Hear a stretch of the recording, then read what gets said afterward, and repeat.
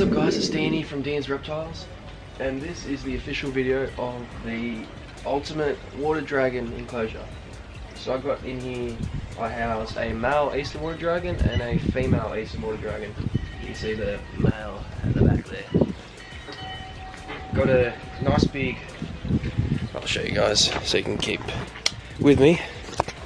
So this is the enclosure. The enclosure measures about nearly 2 meters deep, 1.8 high, and about, I think it's 90 centimeters wide, so 3 feet.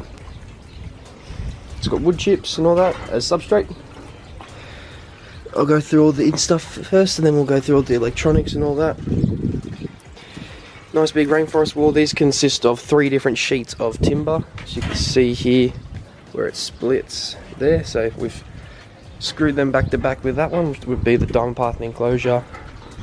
And then that has a nice little feature. I'm hoping to get a little mister across here, so just spray into the cage, and then I'll have a hose here so it can automatically fill up this, because on a 40-degree day this will lose water pretty quickly. This and that are 2 different sets. I got a bigger one of these which came with that, but I had to work with this. I found both of them on the side of the road actually, so there you go. And I drilled a 10mm hole at the back there, so I can fit that pump in just here. There. That brick is just so it keeps it stable somewhat. There's the pump in there, which is plugged into its power point. That goes up and around into that 10mm hole, and it obviously creates the waterfall effect. Plants in here, that's fake plant, that's a real plant. I'm hoping that stays alive. It is starting to change colour, but because it decides to be 40 degrees today. Little fake rock ornaments they can get up. Reptile 1 hammock straight across. And you got half logs or hollow logs here, so they can get up and about. These come from actual, we're saying, wood chopping. So these is, we're saying, when they come off, when it falls off the timber. So I just harvested them from a mate. Big basking rock that I found down at the local pond. Bamboo back wall that we just screwed straight to it. Got spray foam up here just so they can't get out. I know it doesn't look the best, but it works. 2-foot weatherproof LED batten, LED fluoro if you want to call it. And yeah, so these guys, it'd be cool if they bred. Turns out they aren't siblings. I thought they were, but we're seeing more inspection. I found that they're not, and so they might be able to breed. It just turned out the bloke bought them the same. He had them at the same time, like they're the same age but 2 different clutches. That's the male. His name's Mushu. You can tell a male from a female distinctively with that really red. You can see it on him at the moment, but underneath his stomach is very, very red, like a dark red. And Medusa, usually is hiding the back here somewhere, but I cannot see her. She's usually behind the waterfall, but I'll show you a little clip of her now.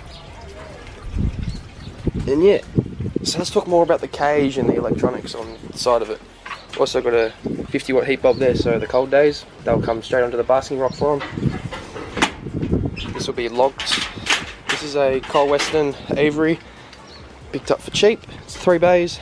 Altogether it's, I think it's just under 3 meters. I think it's 2.8, 2.9 meters totally. That's B. They've all got the 3 fluoros and the power points and that. But I'll show you the electronic side of what's going on in there. So it's a double GPO that's conduited. If you guys don't know what conduit is, it's this stuff. So it's all at the back there, all conduited for the lights and for the power points, and they all come back to this switch. So this is that cage, and this is the fluoros. So all 3 fluoros are now on, and then the other 2 other 2 switches will be for the other power points. So it makes it more accessible. So if I want to turn off the filter, turn it off, and the light's off at the moment because it's hot. It'll still be dripping water because of up there. Now the pump's off, so you guys can see. All accessible, so you don't have to do it from inside the cage. And then eventually I've already started it. It's going to be a hose plugged in as an attachment, and it'll have every cage on hoses, and the hose will be dropping down into their water dishes. So for example, this one will probably come down this nook and just sit under this and in there. So when it's low, you can just turn the toggle, turn the hose on, and fill her up. But yeah, that's the ultimate water dragon enclosure. I'll show you guys what it looks like at night with the heat light on. It looks really good. And these guys are going to love it. This will be their lifetime enclosure. It's a nice spacious. I can add some branches in up here, the space for it, more stuff to climb on.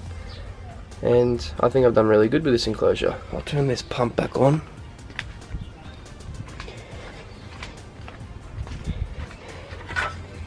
Also with this, it's now portable. I just need to take that saddle out of the mortar because I've got that wired up to a power pump. All I need to do is unplug it, take those saddles off, and then she can move, if you can. She is very heavy, but yeah. So these water dragons are currently eating superworms, dog food, salad, crickets, woodies, you name it. But they've been sticking to a lot of superworms lately, trying to fatten them up. As you can see, he's very girthy at the moment. I just weighed him today. Mushi over there weighs 200 grams. And Medusa, wherever she is 150. They're going to get significantly larger than that. He'll get to just short of 4 feet, hopefully, if I can get him to good size. He's currently about 2 feet. And yeah, I'll show you guys what this looks like at night. We'll just have to wait till it gets to night. And yeah, if you guys have any questions in regards to how I keep these water dragons, let me know in the comment section down below. And I hope this helps you in regards to if you want to keep water dragons outside. I do have indoor water dragon setups on the channel. If you scroll down, I'll put the link in the description. Hopefully if I can find them. It was a long time ago when I used to have another water dragon, but it sadly passed away. And then I got these guys. Now they're living life. Be cool to get a pair of Gippslands because they got the nice blue in the males. See how that goes. And I plan in the future to maybe have a baby Mertens water monitor in here. And then obviously we'll have to get him a bigger cage when he gets bigger. This plant also came from Bunnings, if you guys were wondering. I paid like 20 bucks for it, and it should grow hopefully if I keep watering it every day. I'm thinking of when I get the hose down here, pinch a hole in it and it'll just straight in. But yeah, if you guys have any questions in regards to this tank, let me know. I'll show you guys it at night time when it hits night time. That's probably a couple hours away. But yeah, I'll see you guys soon.